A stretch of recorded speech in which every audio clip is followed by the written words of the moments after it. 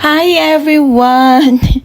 Magandang hapon or gabi or umaga sa inyong lahat. Eto guys, at medyo napakatagal na natin hindi nakapag-upload ng video, kaya naisipan kong magsumikap na mag-upload ng kahit konti or short video lang dito ulit sa ating channel. At guys, ang video natin na to ay kuha pa last April 6 ng season ng mga cherry blossom dito sa Japan. So, diba, ilang buwan nang nakalipas, ngayon lang naisipang mag-upload or ngayon lang nagka-oras na mag-edit at nag-voice over. At nako, ang dami ko talagang video guys dito sa sa phone ko, sa storage ko, kaso lang talagang wala lang talagang oras mag-edit or mag-voice over. Kaya ito muna ang napili kong i-upload at i-share sa inyo ang napakagandang tanawin or view ng mga cherry blossoms dito sa Japan.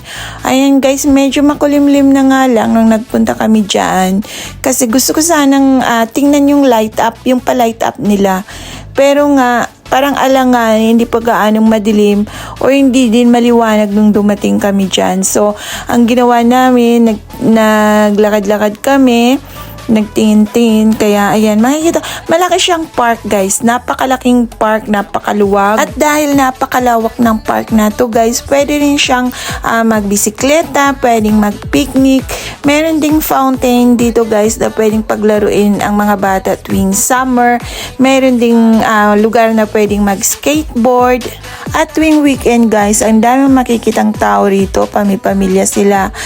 Dito nila pinaglalaro ng yung kanilang mga anak. Dahil bukod nga sa napakalawak ang park na to guys, safety silang maglaro dito. At dito din minsan guys, maraming ginagawang event dito. Minsan meron silang sports event, meron silang festival event, at meron din silang mga auditorium dito guys na meron minsan nagko-concert. Pero yun nga, sa ngayon dito tayo sa kanilang pa-festival ng cherry blossom. Ayan. So dito naman sa part na to guys, ang dami mong mabibili na pagkain. Ang dami-daming kitchen car, kaya ayan, hindi ka magugutom dito guys. Mamili ka lang kung anong gusto mong kainin. Andyan ang dami sa tabi-tabi. Hindi lang sa pagkain guys, marami ding inumin. Kung gusto mong uminom ng may alak, pwede din dyan. Meron din mga soft drinks, may ice cream, at marami pang iba't ibang pang dessert. So yun lang, umikot lang kami saglit at ayan, pinakita ko lang sa inyo yung konti lang naman.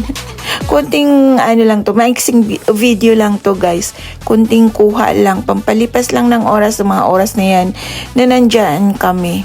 At sa uulitin guys, maraming salamat sa inyong walang sawang suporta sa ating channel. Sana nag-enjoy kayo sa napakaiksing video na to. At sana naman ay sipagin na ulit akong mag-edit at mag-voice over para naman kahit papano meron pa ulit akong may share sa inyong lahat guys. So thank you for watching and God bless everyone. Sa uulitin, bye guys!